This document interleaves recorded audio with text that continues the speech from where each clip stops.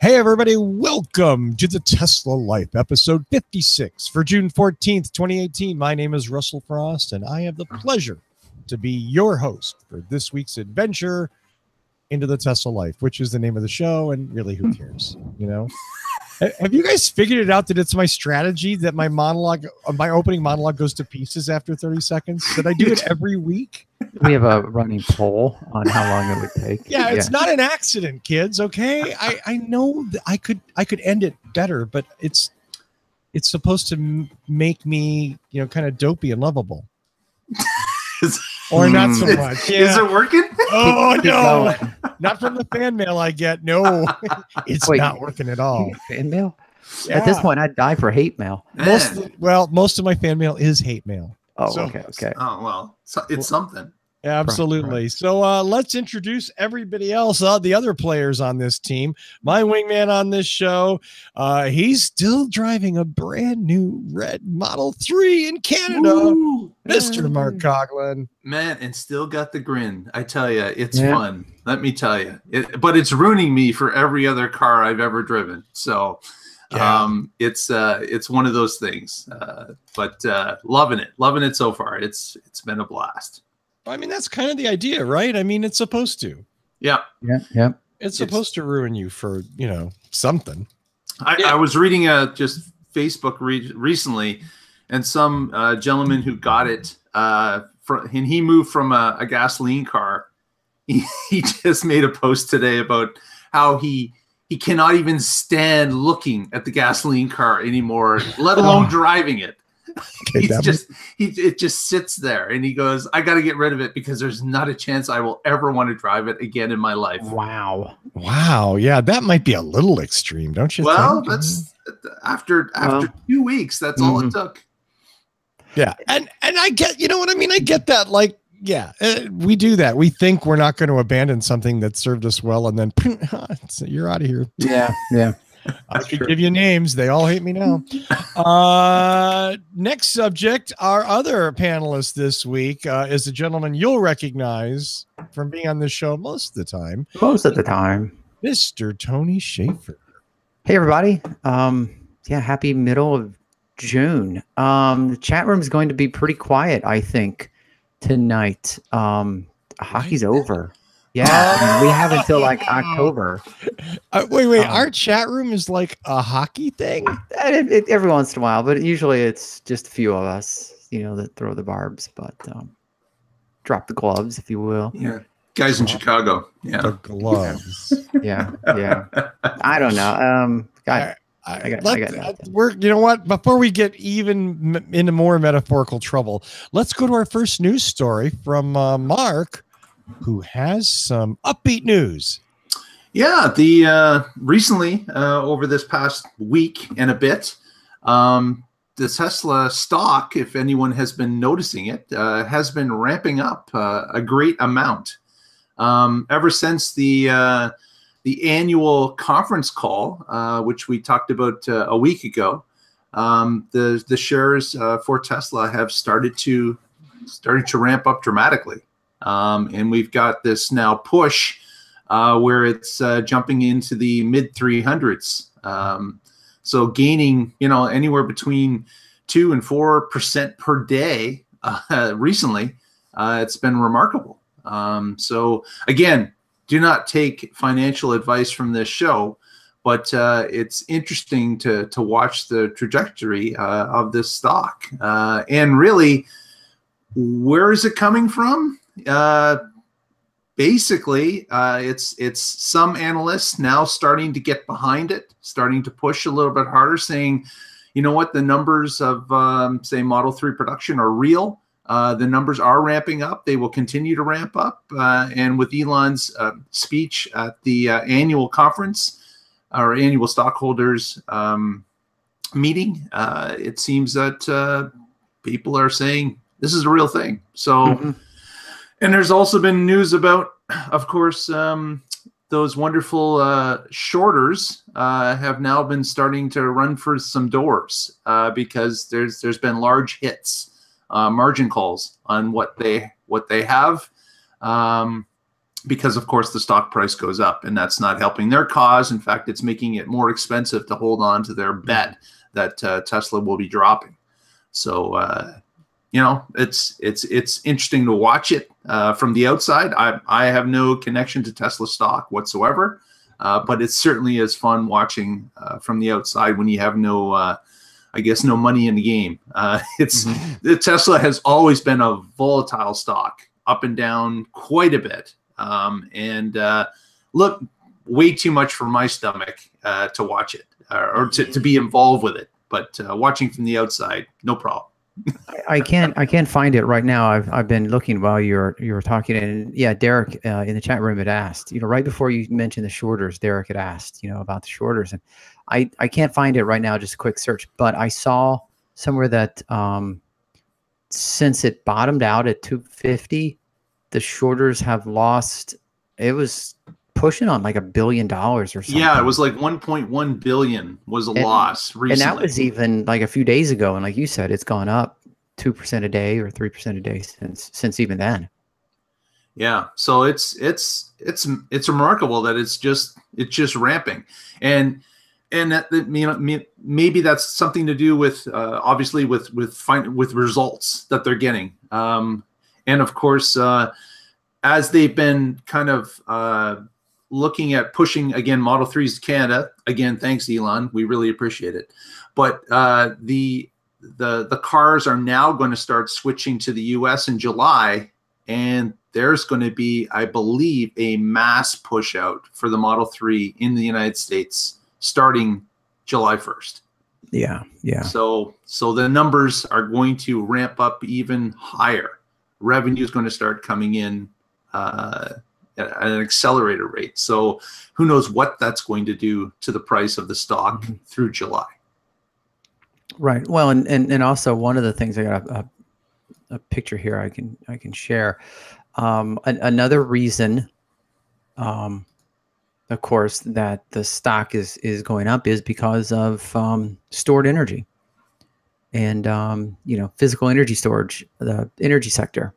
So we think Tesla, we think cars, but we have to remember that they're doing these things too. Right. It really is an energy play as opposed to just a car company. Elon even predicted that in less than a year, they'll do another gigawatt project. And they had already done a little more than a gig worldwide.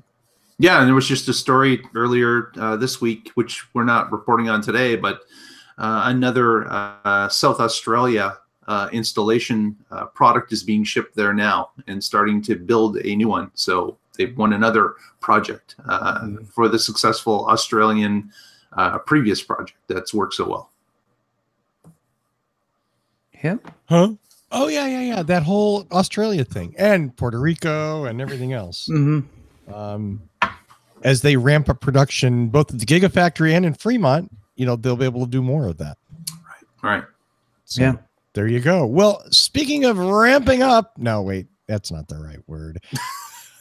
Mark's next story is about a new Roadster feature that has nothing to do with over-the-air updates. Yeah, it looks like a major hardware update will be required for this next one. Elon tweeted over through the week that he has some plans for SpaceX retro rockets to be used in the next generation Roadster. I have no idea. I don't get where that could even be a play for a car. But you know what? After the Boring Company flamethrower, I really can't say, after the candy, after the tequila, I really can't say that this is maybe not factual. It's a joke. It's a damn joke. Come on. I mean, I'm not gonna put freaking ass rockets on a car. So you can go out on a limb and say that's for sure. Yes, I will go out on a limb. Russell Frost said June 13th, not June 14th, June 13th, said no, there's going to be no freaking ass rockets on the Roadster. Okay. Oh, come on. That would be awesome. All right. Let me, if for no other reason, Elon's not going to put fossil fuel powered rockets on his electric vehicle. And if he does, shame on him. But it could be an ion pulse rocket. or maybe just just one of those gas rockets. It's not actually firing liquid fuel. It's like a gas pulse. But I don't even know what you guys are talking about. What? Are you watching Star Wars or something? I am trying desperately to find a picture of the back of the original Bruce Wayne Batmobile to show you what rockets would look like. I can't find one, and I'm disappointed. Once too. Okay, I get it, but no, they're not going to put rockets on the okay. car. All right. Elon was just being Elon. He was having a little bit of fun, and the last time Elon was having a bit of fun, he actually made it. So that's the crazy thing. With the flamethrower or the candy? Yeah, he hasn't made the candy or the tequila. Let's call that shit out. Number one, no candy or tequila. Yeah, he made a flamethrower. It's really a big butane lighter, but it's a flamethrower. I'm sorry, it's not a flamethrower. Hey, if you saw the launch campaign where the first 1,000 got them, that shit looked dangerous. Oh, it's no doubt. 1,000 people out at SpaceX, and of course, the first thing they want to do is light up their flamethrower and see what it does. Like, man, crazy. I understand propane sales were off the hook last week. Right. So, okay, so it has been requested, Russell, for you. Yes. Let's take a little bit of time. Let's take 15 or 20 minutes and let's discuss ion thrusters. All right. Patrick's messaged me. Tony, you need to check the chat. Apparently, there's something in the chat about the rocket. Okay, let's see. I was losing control while I was. Fuel, it's compressed air. Our binary friend has told us. Right. Yes, compressed air. I saw that one too.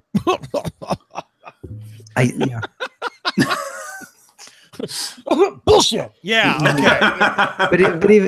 Okay. Even then, what would be the point of? He was making a joke.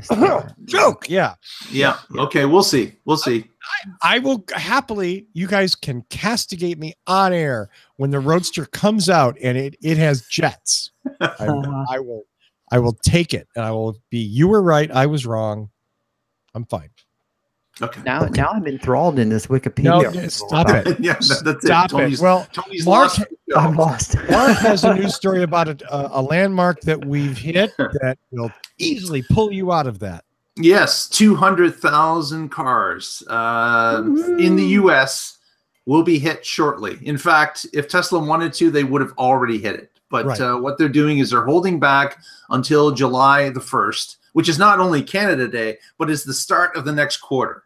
So that is going to allow them to get an extra quarter of the federal rebate or tax credit that U.S. citizens can claim. So it's going to give them an extra 3 months of sales that people are going to be able to claim that $7,500 full amount. So as we talked about before, they've been pushing cars to Canada so that they can still get sales out of those units. But what they've really been trying to do is get to that July 1st mark so that they can have a ton of cars ready to release. And of course, that coincides with the buildup of Model 3s that they've been ramping up. So hopefully they get to the 5,000 a week level. And then again, that gives them another boost in those sales, because then now they can deliver that 5,000 a week, which would be 20,000 a month, much higher than the previous 35 or 3,300 that was going on. So all this work together is going to allow Tesla to really ramp up the amount that's going out the door. And they've been playing this game where they're tracking the 200,000th sale so that it does coincide into the new quarter, which is exactly what they want. And that is smart execution of a business plan. Absolutely. Absolutely. Yeah. Yeah, we had speculated that they were going to do this, a while back. So I just want to go on the record by saying you heard it here first. There we go. We broke the story. We are number one. Did we break the story? Sure, I'm going with that. Yeah. You're going to go with that, huh? Yeah. I had no idea. I dare you to go back in the back episodes and find that. Yeah. No. Which is a good point to enter. If you're watching this show, please press that subscribe button and give us another person that's following the show and helping push it forward. We would really appreciate that in the YouTube channel. Yeah. Okay. So 010 says that Patrick said it in January. Either he has a really good memory or he has already checked all the back issues. Or he really is a binary bot and can think quantum leaps ahead of us. You might be a computer application, sir. We're not sure. Mark's next story is something that I used to hear all the time. And I suspect we still hear it all the time. And it's something that just really, it's so tired. So, Mark, please address this common customer concern. Yes, potential customer concern has always hovered around. Are you really helping out the planet by buying a car with batteries that they expect those batteries, when they're done, to be just thrown onto a trash heap into some landfill that is going to just roll them with the common garbage? And of course, nothing could be further than the truth. And this is not just strictly with Tesla. It's with all the auto manufacturers that are making electric cars. Oh, wait, can I guess? Can I guess what the answer is? Go ahead. They burn them in an open pit, right? Yes, that's even better. Yes. They use them for, first responders practice. No. What's happening is that these batteries, when of course they're beyond the useful life for an automobile, there are many different applications that they can be used for, such as grid storage or house storage, or there are other things that they can be used for as they go down in usability for an automobile. But of course, all the manufacturers, there are dollars attached to these refurb projects. Those battery packs are assets. They are worth money and continue to be worth money, even if the battery pack, say, falls below 70 or 60% of what it could actually hold. On top of that, the batteries themselves, the cell packs, and the individual cells are recyclable. They can take a lot of the materials in them if they're completely used. And they can pour them back into recycling, which will, help push out new product as time goes along. So there are dollars that are attached to this asset, even though it cannot be used in the case of a car at some point in its useful life. Now, another question that commonly asked at different EV shows, for example, is people lump the car battery in with something like a cell phone or a laptop. And everybody knows that those products, those consumer products, typically don't last beyond, let's say, 3 to 5 years. And people are thinking that the car is the same way. What am I going to do after 3 years when I need a new battery pack? And it's not like you're going to be seeing people, jack up their car after 3 years, pull the pack out themselves, drag it out to the garbage the pickup, and then slap in a new battery. No, you're going to the manufacturer, you're getting the battery replaced by the manufacturer, and they're taking that old battery pack from you with some sort of a recouping charge that they give you for the pack. And then, of course, that is used in the recycling or in another industry. And unlike consumer devices that last maybe 3 to 5 years, certainly these battery packs are more in the area of somewhere between 10 and say 12 years. These are pushed out. In fact, we really don't even know, because the majority of cars that have been built since say 2010, 2009, we haven't got to the point where they're useless yet. They're all still, a lot of them are really still being used in the way that they were designed to be used. Point of order, Mr. Coughlan. Point of order. Oh boy. When you say we don't really know, we actually do know, because there are other cars running around with big batteries in them. They're called hybrids. And Toyota has a very aggressive battery recycling program that completely recycles the high voltage battery. Nissan has the same. And in fact, Nissan is now offering refurbished, reconditioned, used Leaf batteries to people who want to store energy in their home. Mm-hmm. A whole second life. So the idea that, yeah, as you very well put it, these are assets. This isn't an old car tire that is, oh, now what am I going to do with it? You pay somebody $25 to grind it up or to do something with it. Mm-hmm. These are worth money, and these things will continue to be recycled because there's money in it for companies to do that. Well, yeah. I still have to remind my coworkers sometimes when they mention the durability of the batteries, and I'm like, okay, you do know that I drove my Prius for 13 years, right? I mean, I'm like looking at them going, you know that. And they say, really? Yeah. And I had one person ask how many batteries I went through in 13 years. And of course you came back with 37. I know. Yeah, that's it. I come back with, well, every 100, I like, well, every 10 to 12,000 miles, I can take it in. So New battery. Yeah. And they're like, really? I'm like, no, you stupid piece of, no, of course not. But yeah, I mean, you're right. We can project the lifespan, based on degradation over years. But for the most part, I have not heard of anyone driving a hybrid or an EV battery all the way to the point at which the battery died a natural death. Yeah, it's rare if non-existent. And let me add one more thing to this, if I may. Just because, again, I, like probably everybody else in this show, has responded to this question so many times, countless numbers of times, and inevitably half the people, or less, usually less, are people that are just genuinely concerned. They want to buy an electric car or a hybrid, and they're genuinely concerned with how this asset is taken care of when they're done with it. And that's a totally legit question. The other majority, and I want to say it's definitely more than 50%, there's a word for them, and it's assholes.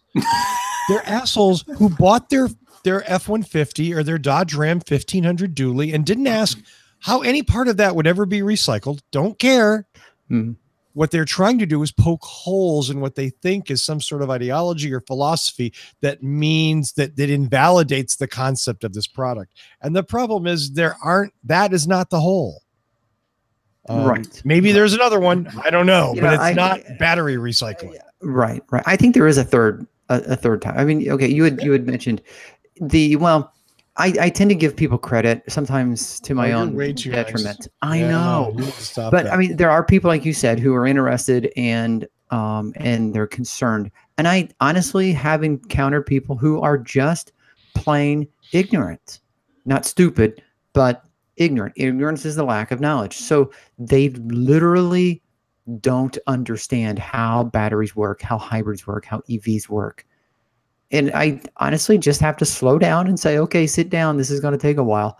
And I have to, explain the whole thing to them. And they are the ones that once you've explained it to them, they are like, well, okay, now I'm completely, satisfied with this or something. But I don't know.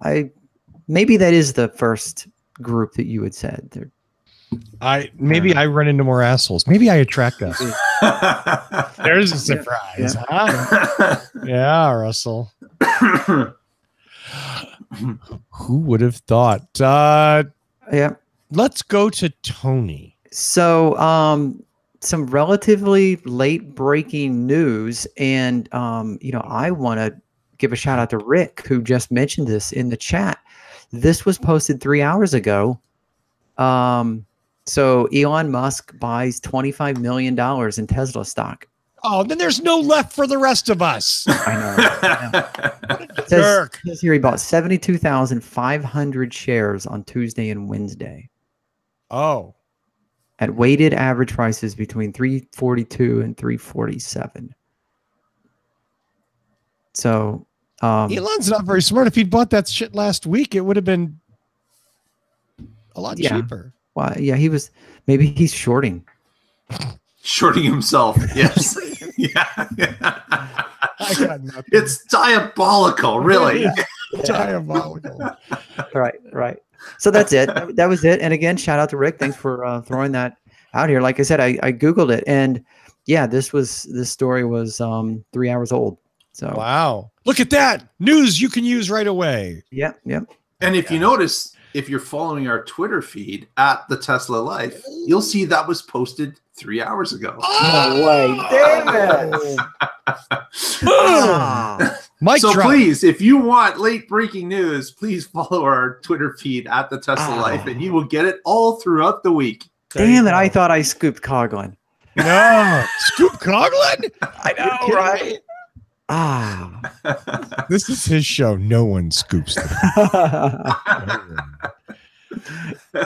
Well, speaking of no one scoops the Coughlan, Mark has an announcement. And you have a show title. Yeah. Oh, I'm writing it down. No one scoops the Coughlan. I like that. Chat room, get to work on that. But anyway, Mark's story about another landmark. Yes, supercharger landmark has gone over 10,000 superchargers just this week. And that's at a combined 1,261 stations, which, of course, stations have multiple superchargers. But it was interesting to see that this number was pushed this week. Anyone have a guess as to where number 10,000 opened up? I'm looking at the article. I know. So it's not a guess. It's a place called Belleville. Belleville. Where the hell is Belleville, you may ask? No. It is in Ontario, Canada, just to the west of Toronto. So number 10,000 opens up in Belleville, Ontario. And as we've touched on in the show before, there's been a huge bump up in supercharger construction within the Ontario province because of the number of reservations of the Model 3 that are currently here and are being delivered currently. Wow. Yeah. So it's great to see those numbers going up, and great to see the new map. If you want to check out the new map, certainly it's at tesla.com. You can see the new list of allocated sites or locations where these new superchargers are going in. Most recently, showing new routes across the northern part of North America, one through Canada, one through North Dakota. You can see new routes that are opening up or will be opening up with the supercharger builds.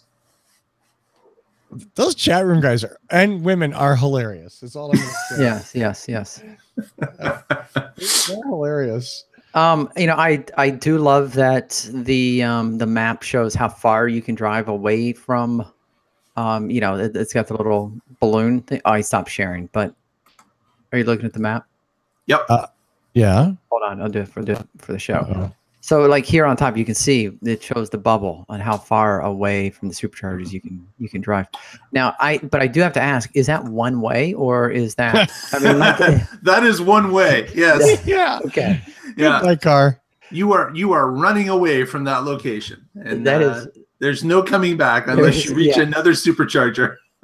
Right. Magically appears. Or you're willing to spend overnight somewhere and get a full charge through an L2. Yeah. Well, Mark's next story is another disruption story, not just in charging, but of the vehicular style. Yes, the Model 3, of course, as it rolls out, it's now starting to affect sales in the traditional automobile markets. The upscale sedans are now starting to feel the disruption power of the Model 3. So we're speaking, of course, of the Mercedes, the BMW, the Audis. They're starting to see changes in how many cars they're selling already. We've talked about this in previous shows. We've talked about the Model 3 is not just an electric car. This is the car that will go into the traditional gasoline car market and take up market share. And that's exactly what it's already starting to do with its limited production. I shudder to think what's going to happen when this starts pushing into the 5, 6, 7, 10,000 a week range? What is that going to do when they bring out the car that is closer to the $35,000 base price? What is that going to do to that traditional market? There's going to be, mark my words, there's going to be a paradigm shift here. This is something that's coming at the traditional automakers like a steamroller, and they're not prepared. They haven't done really anything to stop the advance of this coming wave that we on this show have been preaching now for a couple of years. So yeah, gotta wonder what the view is from behind the curve. Yeah, like those boardrooms are not going to be pleasant places to be in as this wave continues to erode their market share. Well, you're going to have a number of really upset executives that their actual market share is dropping. And Tesla, of course, alluded to this earlier during the annual shareholders call, where they put up a graph showing that it's already surpassed, 3 of the major car manufacturers that are in their segment, and it's already surpassed their sales. So, man, this is something that will continue to build, and it's going to be interesting to see what their response is. I don't know what the response is going to be. Anyone have like we know this has been coming. The entire automotive world must know. Like, it's not like we're in the know here more than anyone else. Yes, we are. Don't say that. Like, these guys that run multi-billion-dollar automobile companies, they've got to have known that this was coming. Look, and I'm not going to attribute this directly or exclusively or even primarily, but look what Ford did. Ford said, "Yeah, we're going to stop making passenger cars. We're going to make we're going to make what the Focus and the Mustang. Right. Oh yeah, that's it. Yeah. And then we're going to make trucks and SUVs." Okay, well, that's one way. That's one way to not compete and not to get your ass handed to you is not to compete. Right. Which, you know what that means? That means in the coming years, that means Boulder hybrids might sell more cars than Ford. It might mean that. Yeah. So Paul's moving into the mass market. He doesn't even know it. He doesn't. Yeah. He doesn't even.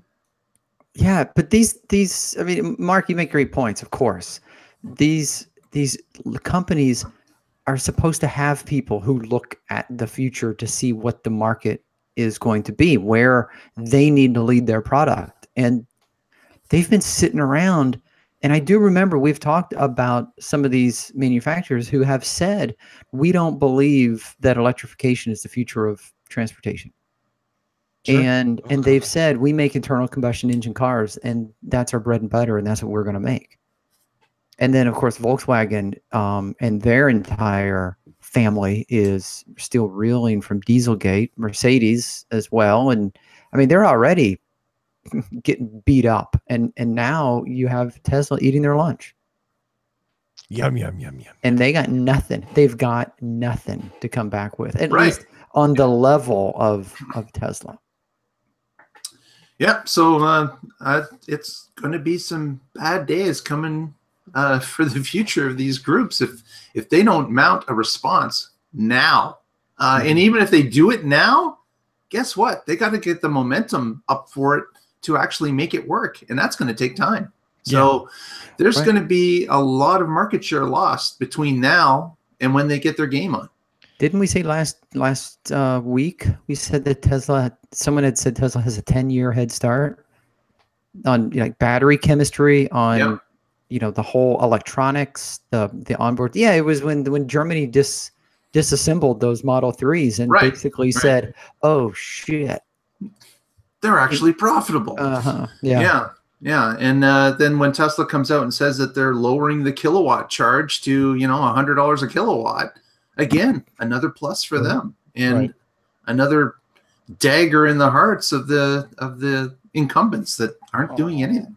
You mean Volkswagen might go away? That would make me so sad. Oh, Mercedes. Oh, let's hope they get the ID bus out before they go out. Yeah, that's going to happen. Right. That's the story with that. Yeah. Well, Mark's next story is all about, that annoying passenger in the front seat who like pokes you every once in a while. Well, this is Tesla's version. As most know, Tesla has released the new autopilot, and it's starting to roll out to selected groups. And with a few different features that are now showing up, which gives you different visibility to traffic on the road. It's giving you a little bit more smoother transitions.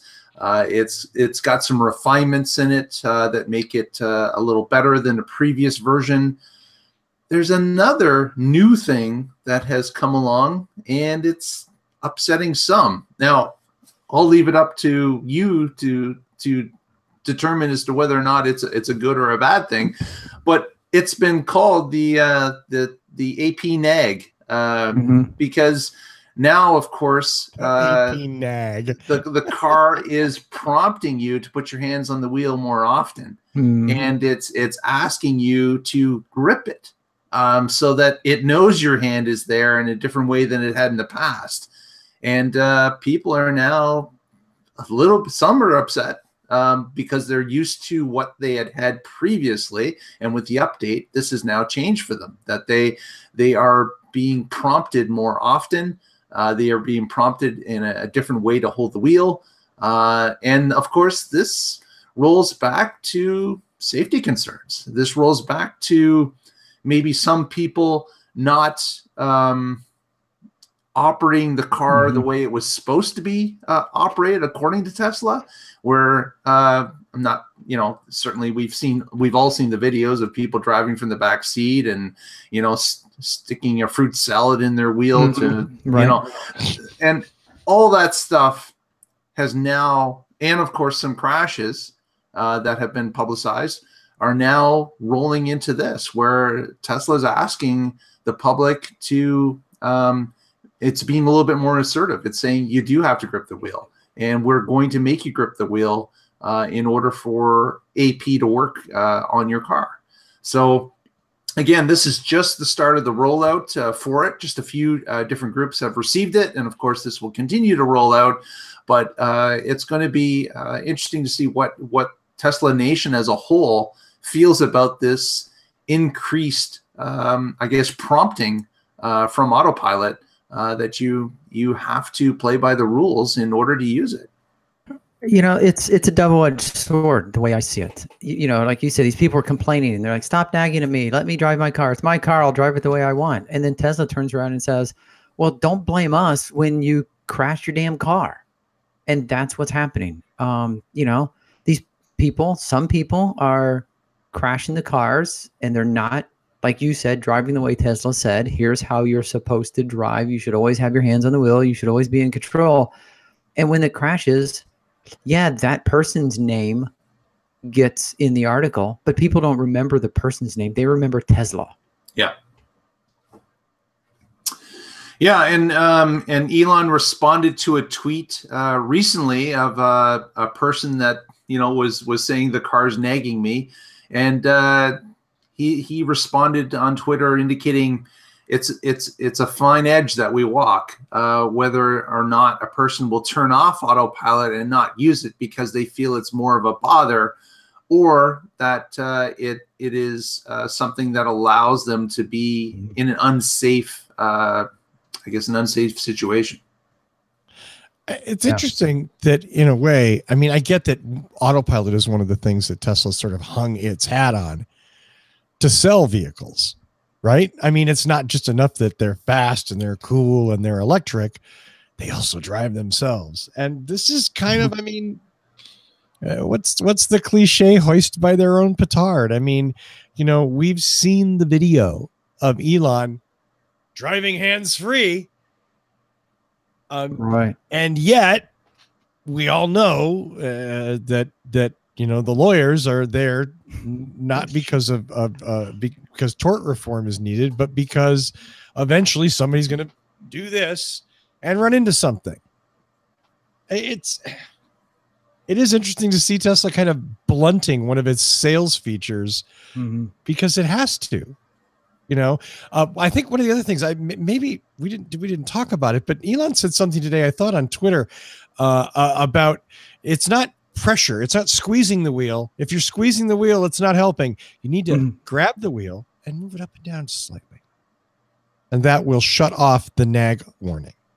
So there's a little, sorry if I'm repeating it, Mark. I didn't. No, that's fine. It's something that's new to the driver. And they're going to have to adjust to it, or there's going to have to be, a mass amount of complaining to reverse this type of thing. But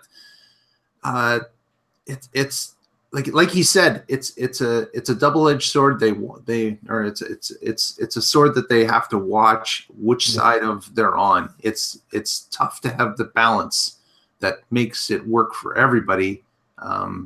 You can't please all the people all the time.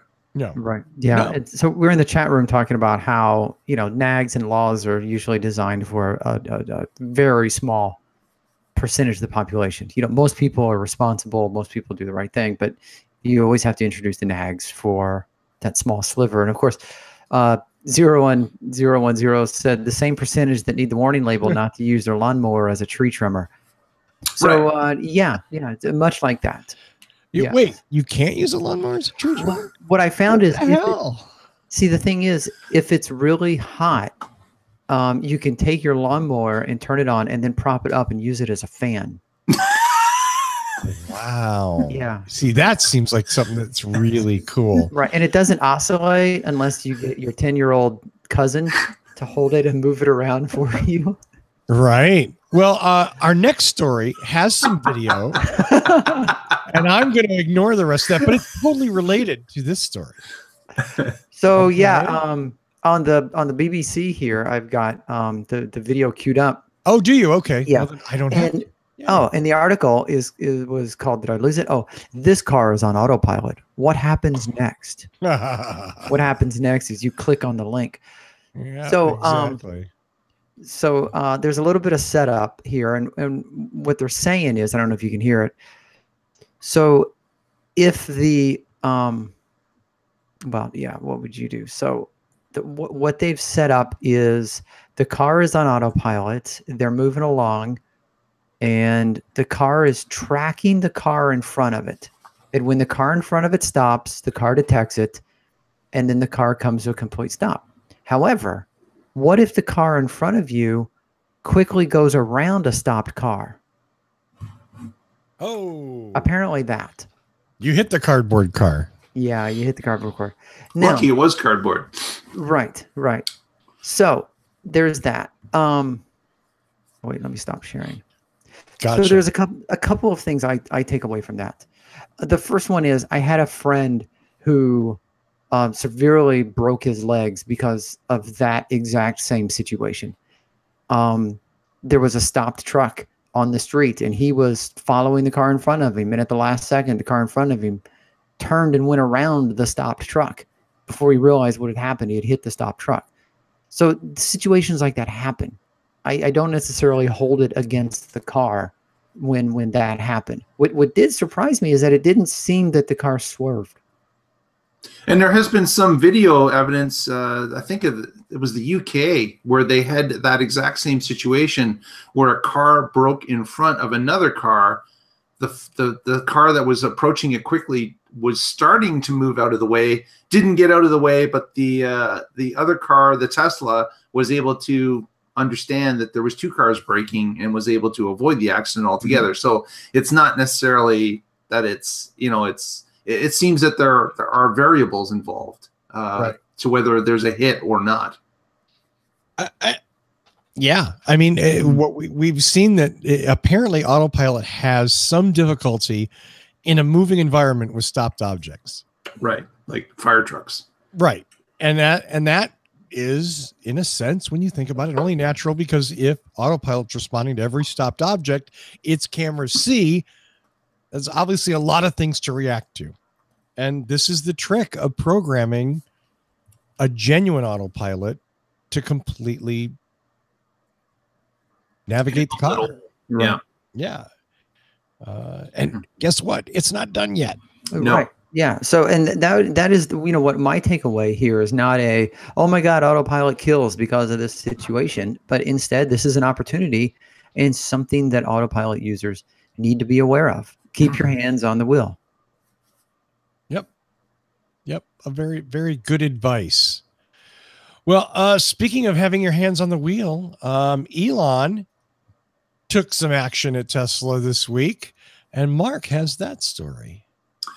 Yeah, there was a restructuring that happened this week. A leaked memo was distributed, and that went to employees, and the media got wind that there's a reducing of employees at Tesla of up to 9%, or basically 3,000 people, that is ongoing as we speak through this week. So there's and these are salaried workers, not people that are working on the lines or in the factories, but they're, obviously it's a high percentage. Well, is it a high percentage or not? We've heard this before. Tesla seems to do this. They seem to have yearly or bi-yearly assessments or restructuring of what they're doing, and quickly will lay off and then rehire again in maybe a different light. But this is what's going on currently at the company. And this is a push, as Elon had mentioned in the letter, towards profitability. It's trying to make sure that they're going to have a third and fourth quarter profit this year. So this is part of that plan, I believe, in order to make them lean and mean. But certainly that's a lot of employees to lay off, although we have heard this in the past that they've done 10% in the past. So it's something that is it seemed the norm for what Tesla does when restructuring. Pretty standard kind of bloat and binge and purge. Yeah. So obviously not great for those employees, but what they're trying to meet an end goal, and certainly salaries come off as expenses, and they're trying to have less expenses on the balance sheet in order to get to that profit. Was that a financial thing just now? Not really. Salaries are expensive. No, not really. Because it might have been. I didn't understand it. I don't know. Yeah, I was like, salaries are expenses. What next? I mean, I'm gonna get all metaphysical. No, this show is not a financial marker at all. No. Yes, and if you take any financial advice based on something you hear or see here, please tell us. You, my friend, have other problems. You deserve what you get. You may be a Darwin Award winner. Right. Except sometime around 2010 when we said, "Hey, we should buy some Tesla stock." Yeah. Well, I have this feeling, because it's in text here on my screen right in front of me, that Mark has one more thing. Good call, Russell. Yeah. It's that ESP is working really well today. Mm-hmm. Yes. I just thought I'd share with my experience. Yes. Just put my photo here on the screen. That's my Model 3, and I got the $60 plastic kit that gave us the ability to change the aero wheels over to the regular rim that's underneath it, with the center caps and the lug nut covers. What did you say? $60? What? $60 plastic kit.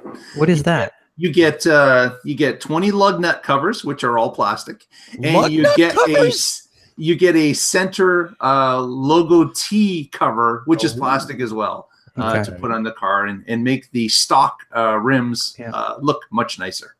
Yeah, I agree that the aero rims look kind of dorky. I fully appreciate their purpose, but they look dorky. So wait, that's you without the plastic arrow things, right?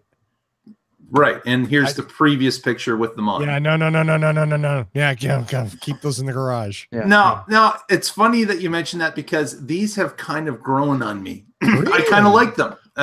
They do look different. They make the car certainly stand out because they are, shockingly different than what's available now for most cars. But I kind of like them now. Okay. Initially, I thought I would go with these immediately, and I would practically throw out the Aero hubcaps. But I'm going to keep them around, and I may switch them from time to time just because they've grown on me. I kind of like them. I'll tell you, the plastic rings that came on the second gen Prius hung in my garage for 12 and a half of the 13 years I owned that car, and I put them back on the car when I traded it in. Yeah, exactly. Actually, you know what? I didn't even do that. I left them in the trunk, in the hatch when I traded it in. But yeah, They were the cleanest part of the car. yeah. No cleaning required. Right. Exactly. Yeah. Exactly. No, it's like these were never used, isn't it? Isn't it funny? Yes. It's so weird. It's So almost, if you put the Aero wheels in your garage, does your garage get better mileage? It does, absolutely. Yeah, That's pretty cool. It's more aerodynamic as the garage goes down the road, so it works very well. Yes. wow. Yes. And I do have one more thing. Okay, no. You're gonna stop it right there. Are you, Russell? Oh, you're off. Yeah. You're. I You don't need know what to stop. do. We've got a new VIN high score that was actually recorded in a photograph, which of course is what we do here. We don't just take VINs on the presence of someone says I have a VIN. We get a photographic evidence of a VIN. So we're now over 30,000. 30,000. That number certainly is going to rocket up as we get into July. But here we are, mid-June, and we have an over 30,000. Wow. Look at And that. was this in Canada? It was Colbert, It was. Ontario. Okay. It's not Colbert. Nope, Oh. not Colbert. Derek pointed out with the question, taken via iPad. It was. You can see it. You can see the yeah, massive there it is. iPad. Yeah. Or taken via a very large phone. Yeah. Wow. That's a big phone. Mhm. Hi, Grandma. What a big phone you have. Yeah. I always love going to concerts and seeing people holding up their iPad to take pictures. I'm like, yeah, you are so up on technology right there. Hey, it's working for them. Give them a break. It's Heck. working for them. What the heck? Well, Tony, you have any shout outs this week? Shout out to everyone in the chat room, of course. Everybody, you know who you are. It's always fun. Yeah, and I just one more 0100 pointed out that we, thanks to my quiff, we've lost all the lawnmower sponsors. So yeah, losing that. Oh, well, no, that's what drives this announcement. So come back in an hour and a half, and you'll hear my announcement. There you go. Want to switch to presenting, Russell, and then you can. Am I presenting? I did. I thought I took you off. My apologies. There you go.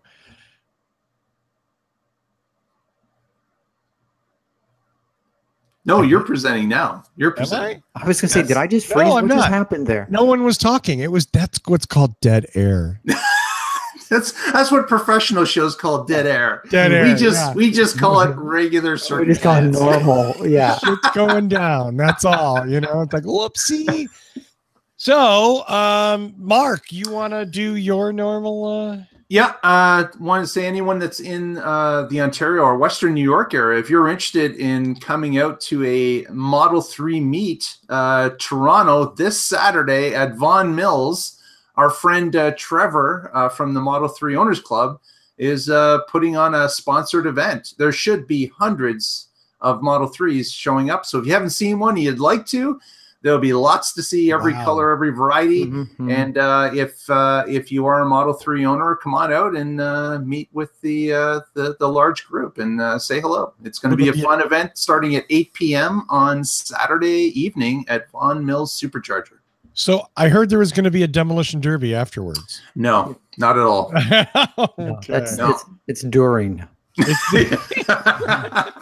going to show up a little bit late and view the parking lot from afar. Then is what I'll try to do. Yes. Yeah, exactly. Yeah. Well, wow. That's all I got. I mean, all the usual places, of course. Thank you to the 391 people, good people, let me add, who have already subscribed. Please go to our YouTube channel, search the Tesla Life Show, look for our shiny red logo, and hit that subscribe button. That is super important and a wonderful way to support the show that costs you, let me point out, $0. donut. Wow. Yeah. Isn't that funny how you can support the show and it doesn't cost anything? It's just a little button click. And certainly a thank to our Twitter followers who have reposted the show, retweeted, our Facebook followers at the Tesla Life #1 that have reposted the show there as well. It certainly helps get the word out. Huge. Yeah. We appreciate that support very much. And we'll attempt to stay on topic and no more dead air next week. No promises. No promises. Yeah, I mean, because that 5 seconds almost killed us. think of that as like an Elon promise, like, oh, maybe we're going to try. We're thinking about it. But yeah. Thanks to everybody in the chat room. Thanks, of course, to Tony and Mark for being here and bringing all the great news as always. Thanks to all of you who watch. Thanks to Lee Moon, who composed, performed, and lets us play our theme music for free. Our favorite price, free. So thank you, Lee Moon. Tune in next week and find out what is going on in the Tesla life.